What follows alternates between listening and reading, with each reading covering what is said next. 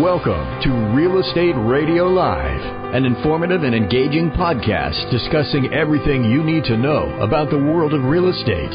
Your host, Joe Caccera, provides you with insight and guidance on how to buy, sell, finance, and invest in real estate. He also offers real estate tax management strategies, new construction advice, home improvement tips, and much, much more. And now, to guide you around the world of real estate, here's your host and Real Estate Radio Live team leader, Joe Caccera. Welcome in, Joe Caccera with Real Estate Radio Live. Thank you for those that are continuing to follow us on Facebook. And before I forget, Happy New Year to all those that are watching us on social media and Facebook. And later on, if you download the podcast, we want to wish everyone a happy and healthy New Year as we kick off 2020. It's appropriate that as we are the first podcast year in 2020, I have Jack Russo in here with me. Most of you are familiar with Jack. Welcome. Well, thanks, Joe. I Happy haven't New seen Year. you for a while. It's been a couple of weeks. I was getting a little anxious here. Like, have I been thrown off the show? And what's going on? Have I been displaced by others? Not really, as much as trying to take a little reprieve and some time off to enjoy the holidays before 2020 kicks off. So we, just a reminder before we get started, for those that are maybe just watching it for the first time, you haven't, download the podcast if you will. You can do that by going online and just type in Real Estate Radio Live anywhere, Stitcher and Apple, any of those types of things. Anywhere where you find the podcast, you go to our website, which is RE Radio Live as well. The focus for 8 years now on the show, we did radio, live radio for 6 or 7 years, and now podcasting for a couple of years is education and information, and what we've really done is expanded the podcast now, and we're doing some different shows that are really not so much related to real estate as they are the community and business. And Jack and I started this show, was it in 18? Yeah, it was late 18. It was. I we think started March, growing. I think it was like March. Starting something new. Yeah, it was starting something. We did a whole series about how to get started, and then we started in 2019 the Growing. Right. Yeah. And you could say we should probably cover this year selling or exiting, but I think it's a little too early. Yeah. Because you really have to grow for a number of years. I was just going to say you don't get to exit that that's early. True. Yeah. Right? I think we need to spend more some time with Growing, right? Because that's a big. As you look at this phase, yes, or this step, whatever you want to look at, they're starting. But don't you think the in between, the growing is, that's most of the activity that takes place? Most of the activity is growing, and growth historically in my life has been a long-term thing with most of the clients I have. But there are people that believe, well, if you haven't grown and succeeded by the time you're 5 years old, then you probably should be killed, which is crazy to me. No, it's true. I mean, it's like nutty. And you see VCs that say, yeah, if you're not growing at 40% a year consistently, we should just kill it. And I just about fall off my chair whenever they say that to me, because I say, what? I mean, normal growth shouldn't necessarily be precluded, and if something's growing, 10, 20%, right, that's substantial. Yeah. That's significant, and it's a slog for a lot of people, because a lot of people don't want to use venture capital. Yeah. But venture capitalists want to believe that fast growth companies grow really, really fast, and if they're not growing fast, they should be sold or killed. Yeah. And you see that happen. Yeah. And it's unfortunate, because a lot of good ideas along the way get killed. Yeah. And a lot of times they never can get resurrected for a long, long, long time. Yeah. So, one of the topics I think we should try to cover, and it might be a multi-series topic, is there's a bunch of new laws in California. And we can't go over all of them, but we can talk about the ones that in particular are going to have an impact on business in ways that are going to generate more litigation down the road that you'll see as class action lawyers and others get their hands on these laws.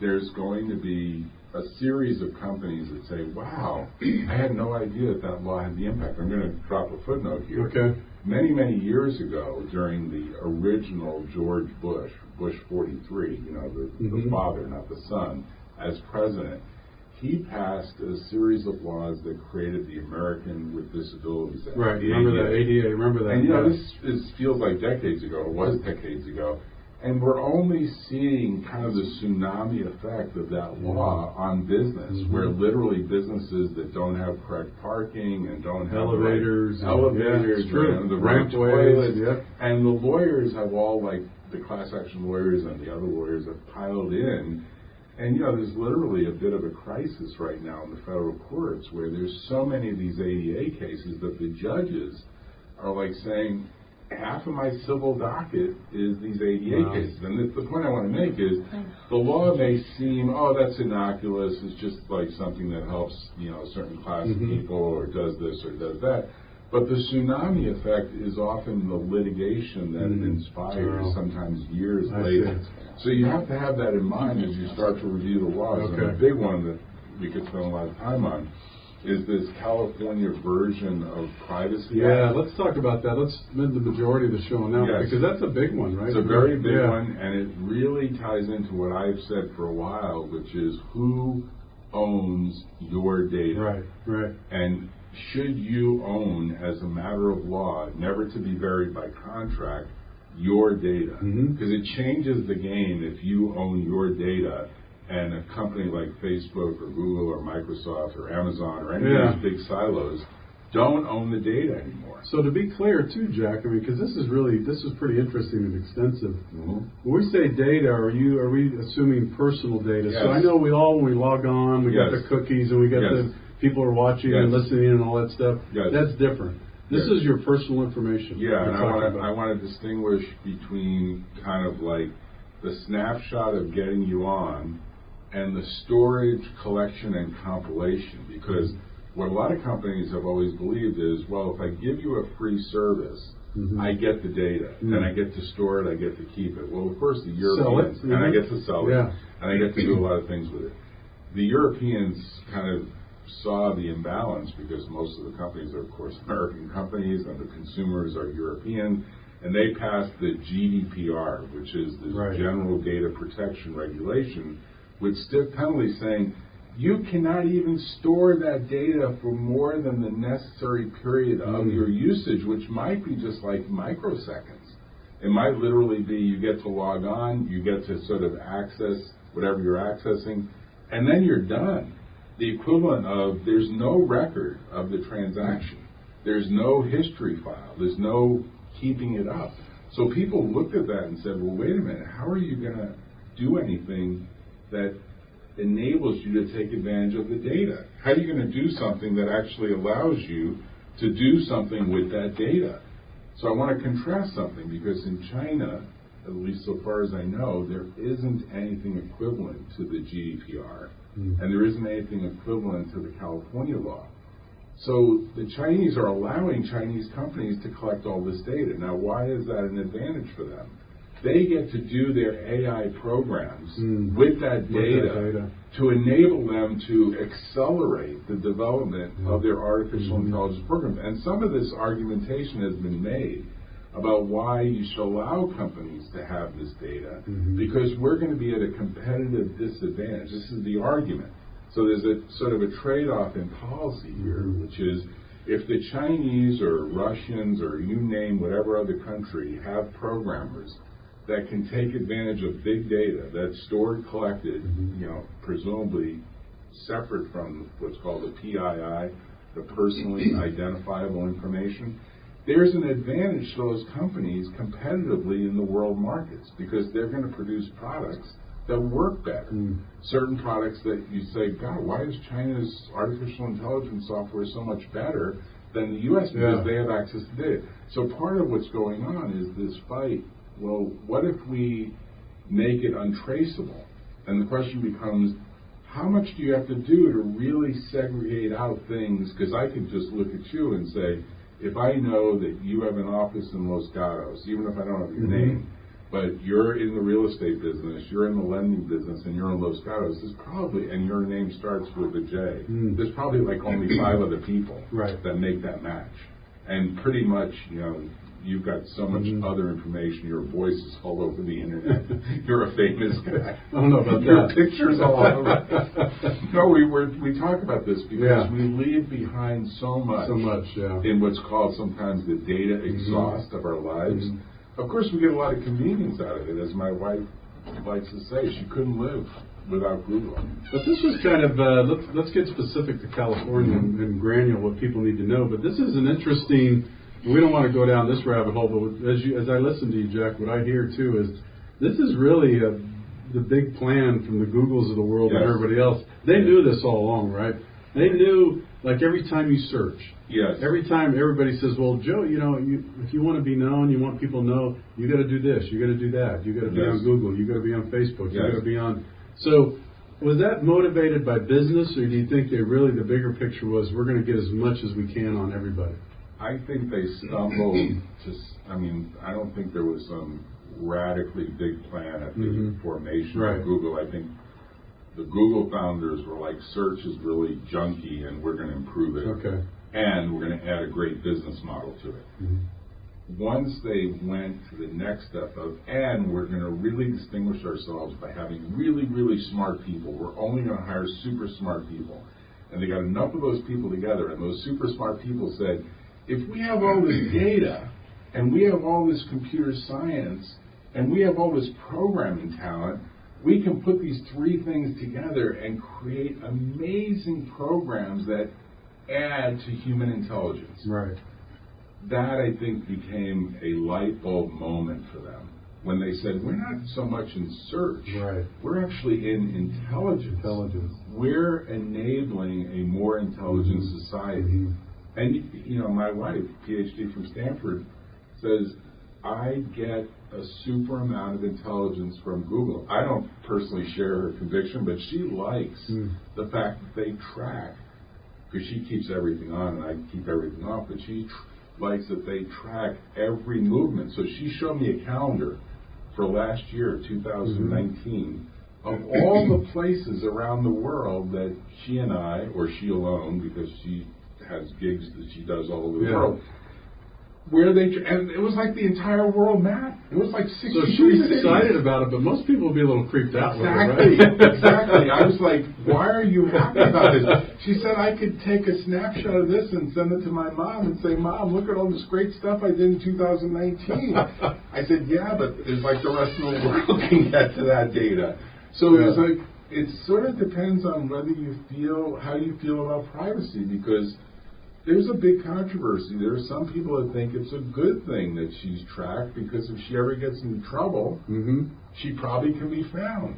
Yet the flip side is you have no privacy, so if some bad people, like maybe an ex-boyfriend or ex-husband or something, wants to start stalking I think you. the bigger picture with that, the tracking is, I think, it could be for, reasons like that, but I think for more so, don't you think the tracking really helps people market to you? Absolutely. Don't you think? I mean, I even think that's where you use that. Like if your wife takes the same types of trips or goes to the same places, guess what? Whatever she's doing along the way, she's the product, and they want to say we can get to her, and we can get to. Sorry to say this, you're a middle-aged woman, lady. Sorry, we can get. She's younger than you, though. She's younger. Yes, exactly. She looks a lot younger, and she stays in great shape. She was telling me last night, I hiked like 20,000 steps, and she said, I've lost a couple of pounds, and she's thin already. And I said, wow. She said, I feel in great shape. In fact, I don't even need any sort of facelift or anything, because all my skin is really tight now. It's like, I don't feel that way. You're doing everything right. How does that make you feel? It makes me feel old. Exactly. So I mean, just to footnote this, because I have to say this ties into it. I was at Stanford Medical School today helping a good person who I hope to drag into the studio, Dr. Walter Bortz, who writes the books about living to 100. I mentioned before. We have started an effort to get the Stanford students to see that the future of medicine is what might be called lifestyle changes. Right. Which is exactly what Lee does. Yeah.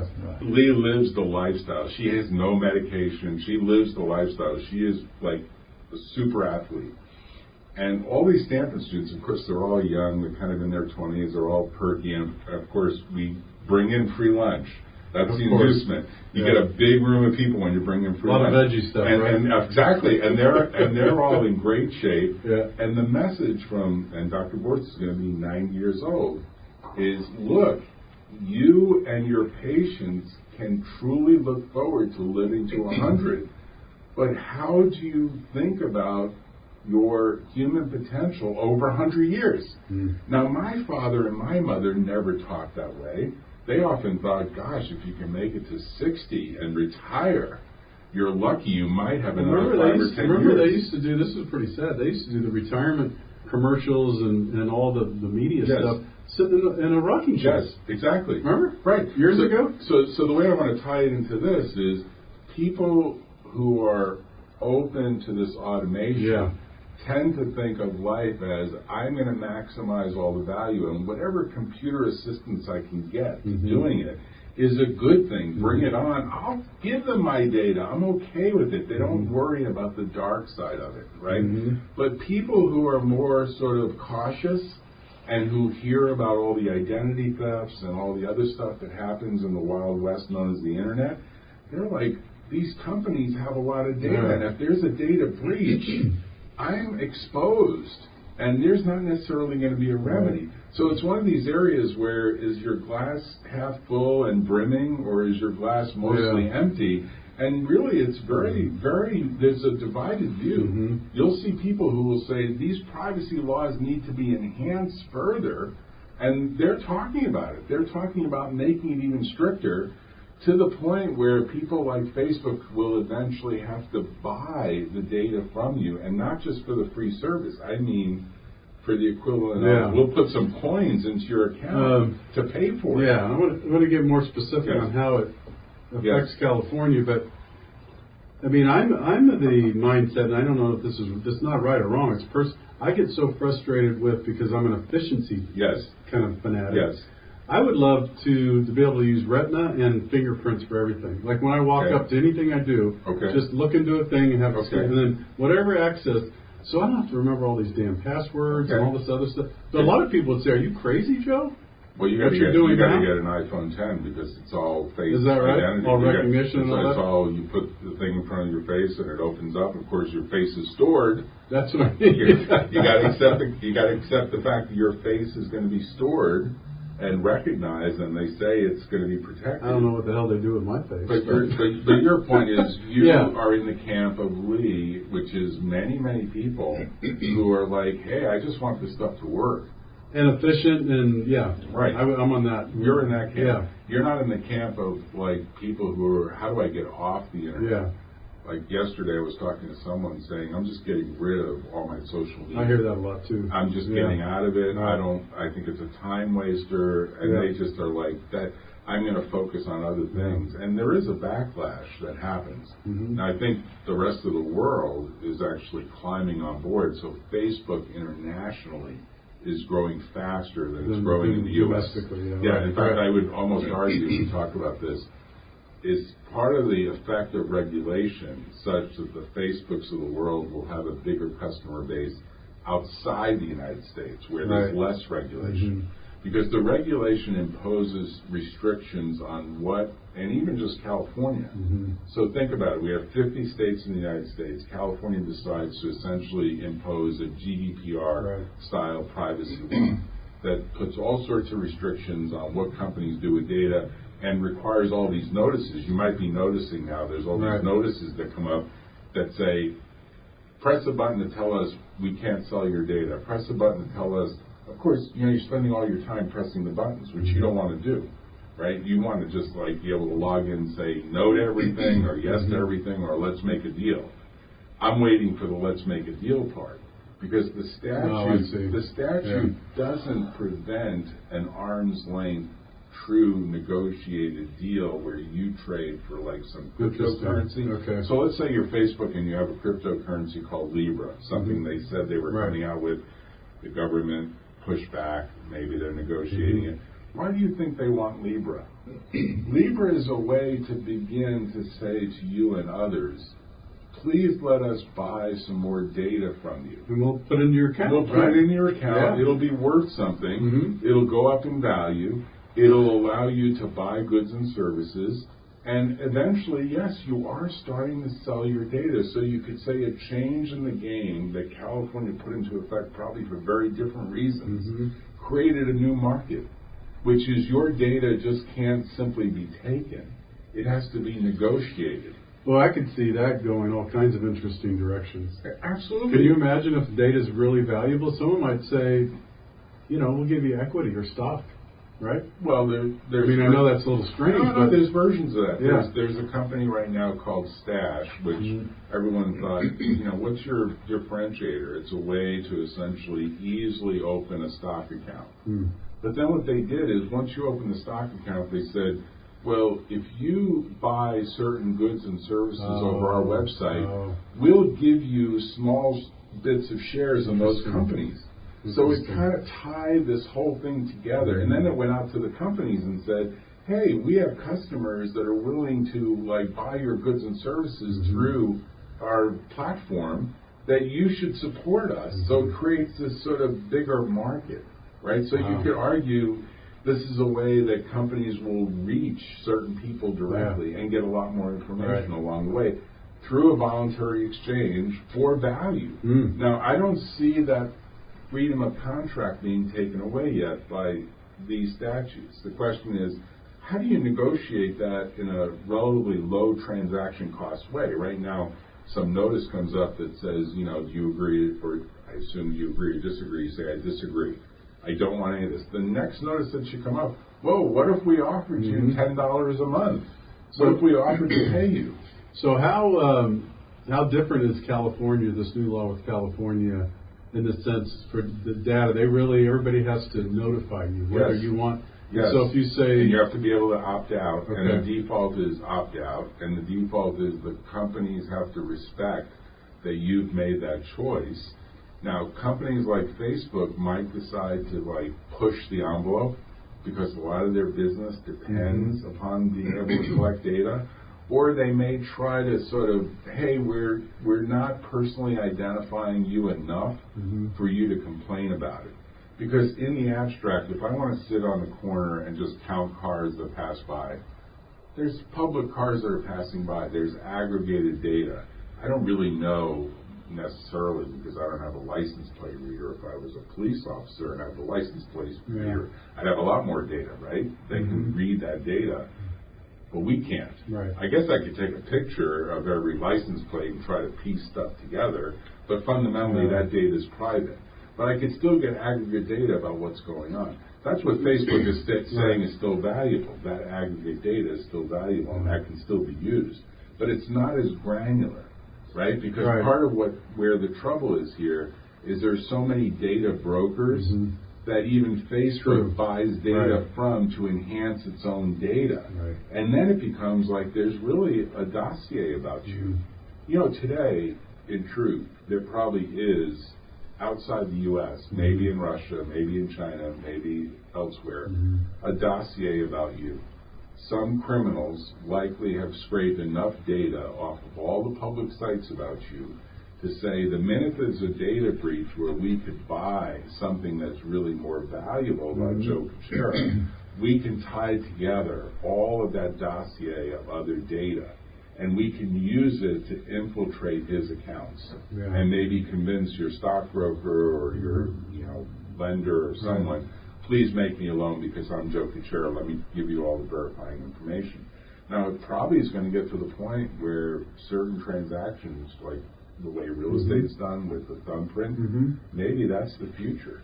Maybe you literally will have to, for certain size transactions, literally give a thumbprint or literally give something that's really personally identifiable about you. Do you see California is always on the cutting edge? Some people would say cutting edge, some people would call it different. But do you see, or is it too early to tell if every other states are watching to see what they may want to react to? They are watching, and I think the next big state, there's three big states in the United States that seem to lead the charge. New York is one, and Florida is the third. And those three states, if you kind of look at them, they do often do stuff that either outrages people or makes them happier. Florida might go the other way, right, to some degree, but New York will probably follow California. And then if some other states fall in, maybe Texas will go the other way. And you have this almost political, this certain political attitude about how do you feel about your privacy. Well, if you're in Texas, man, and you decide to do stuff. But if you're a national company, which most venture capitalized companies are, they want to be international as well, they have to live with essentially the lowest common denominator. Right. So if California's law says you have to do this, they're going to do it throughout the United States. They're going to do it throughout the world. You could argue they did the same thing with GDPR. Mm-hmm. So to the extent people are GDPR compliant, they're probably 90% of the way to being compliant with California law, but not 100%. In fact, there are areas where the GDPR is tougher than California law. For example, the GDPR requires you to have a data protection officer that's identified. So you're the CEO of the company. You're also the DPO because you're the responsible party. It's a little bit like we're going to force some accountability, and then we're going to be able to audit you, and then we're going to be able to fine you. And of course, this ruffles anyone's feathers, thinking, "Gosh, you know." Well, it should give us some kind of sign for those that follow corporations or companies. You can see how this has evolved. And the reason, what I mean by this is, you know this. So now there's CIOs. Yes. Right. There's CTOs. Yes. Who would have guessed 20 years ago? What do you mean? Why do we need a chief technology officer? Yes. Why do we need a chief information officer? And now it's a CSO, Right. chief security officer. Right. And they're all supposed to sit around the table and discuss how do we make sure we comply with not only what the customers want, but what the law demands, which might be very different. And they all have to have certain sort of foresight in saying, look, the tide is going this way. So I can't imagine, it would be nice to spoof this somehow. I was hoping the Silicon Valley TV show would do a show about this. How do these people sit around a table and actually decide, well, you know, the trend seems to be that we're under a lot of pressure here to clean up our act. What should we do?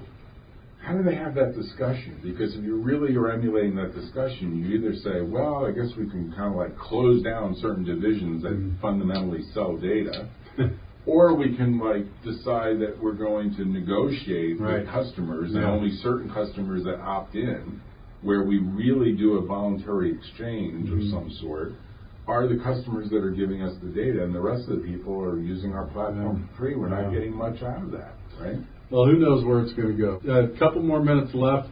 How do you want to summarize this for those that are listening now and then later downloading the podcast for them to have a better idea of how to react to this? So first of all, if you're doing business in California, which most companies are, you got to be aware that California tends to be out there, and there are new laws, of which this first one, the California Consumer Privacy Act, CCPA, just took effect. Obviously, there was a lot of notification about it. There is certainly going to be a lot of litigation about it. We'll see how it lands.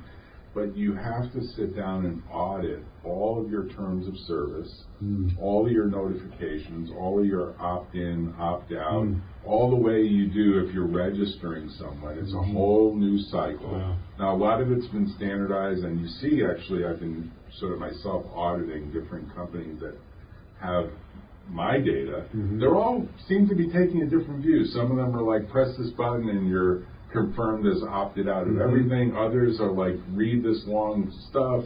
I mean, you could spend half your life reading this stuff, and I know most people wonder, like, where would I find the time to do that? Like, if I'm going to use this service. But if you're running a business that essentially collects data, you have to be aware of the laws, you have to comply with them. You have to think about what will some class action lawyer do if I don't comply with it.